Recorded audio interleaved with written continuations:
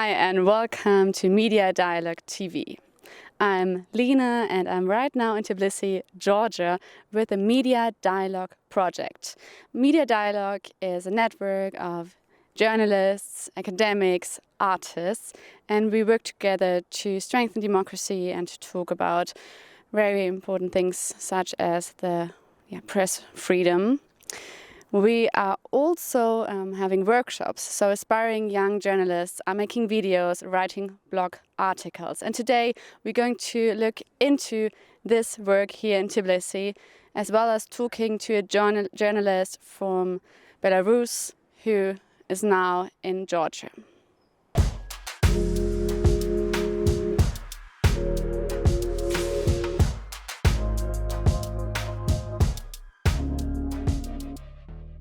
Today we met the organizers from Right Georgia. Together we discussed the concept of media dialogue, freedom of speech in Georgia, and what the similarities and differences between the Eastern Partnership countries are. If you want to know more about Right Georgia, then visit our homepage where you can find an interesting article. Today we were really lucky with our Media Dialogue project. We had a city tour, so we visited the beautiful and very interesting city of Tbilisi, and we want that you also get some impressions. So you'll see now the pictures of the day from this city tour.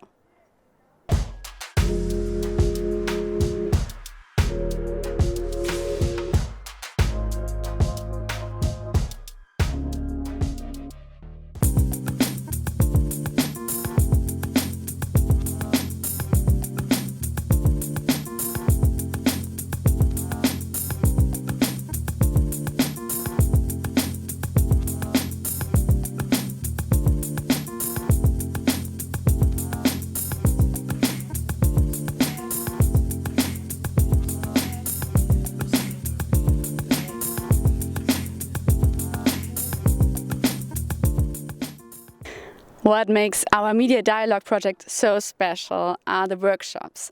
Young journalists learn how to make films, how to edit them, and also how to write blog articles. We're now going to watch a film, one of the media productions they created, and the idea was that they make a silent film to practice shot sizes and perspectives. So have fun.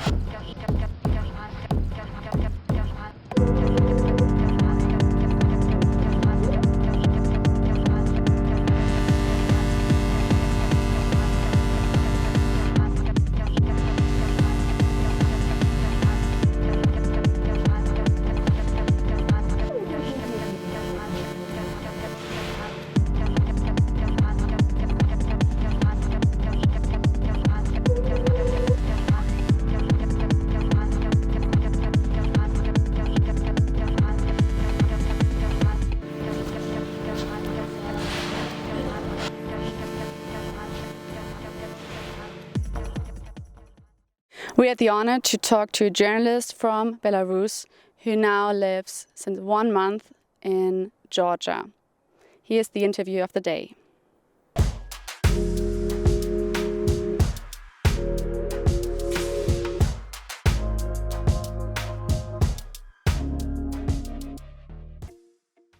Hello, Mr. Andrei Mialeshka. Thank you for the interview today.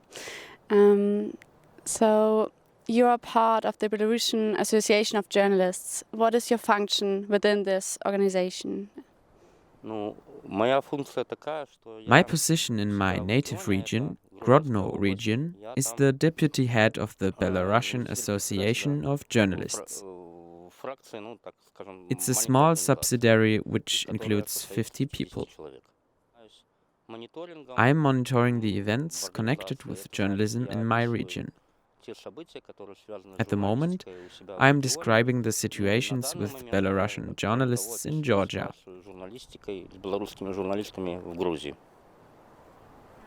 as you just said, you're in Tbilisi, we're both now in Georgia. Can you maybe tell us a bit about your story? So, when did you come to Georgia? I came a month ago. I came after I got the invitation of the State Security Service, an investigative committee working with financial crimes, tax service to the interrogation. I should have been there on Monday, the 23rd of August, but as a result, on the 21st of August, I came here to Georgia.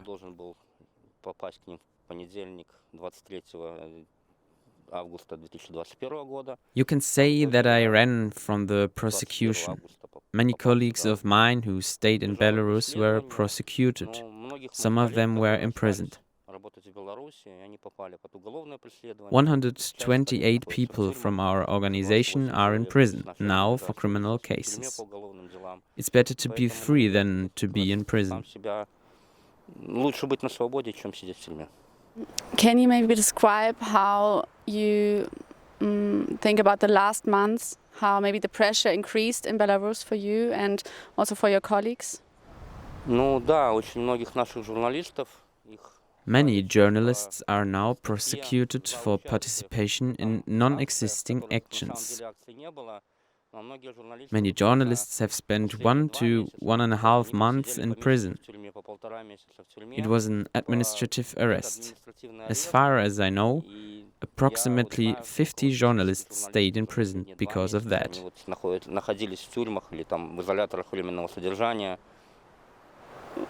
When we now conduct this interview, what are the emotions you feel when you describe the situation in Belarus? I try to help my colleagues, even from Georgia. I have transferred money lately to imprisoned people and their families. We managed to collect money in Georgia for the people who were imprisoned for administrative crime more than once. I am free, and that is good.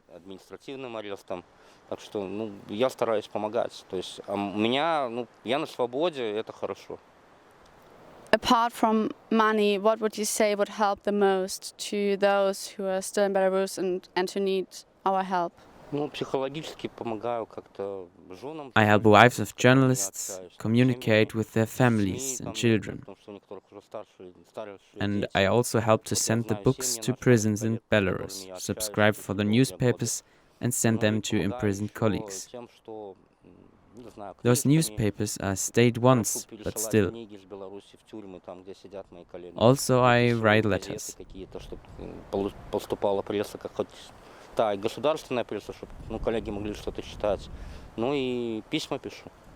This is very nice to hear because, I mean, I guess these people are not only your colleagues but also your friends.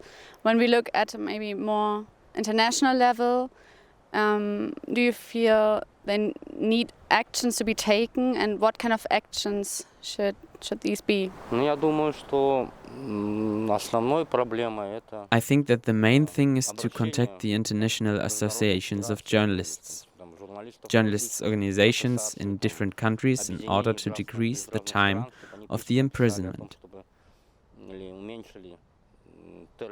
And the second option is that the international community does not forget Belarusian colleagues.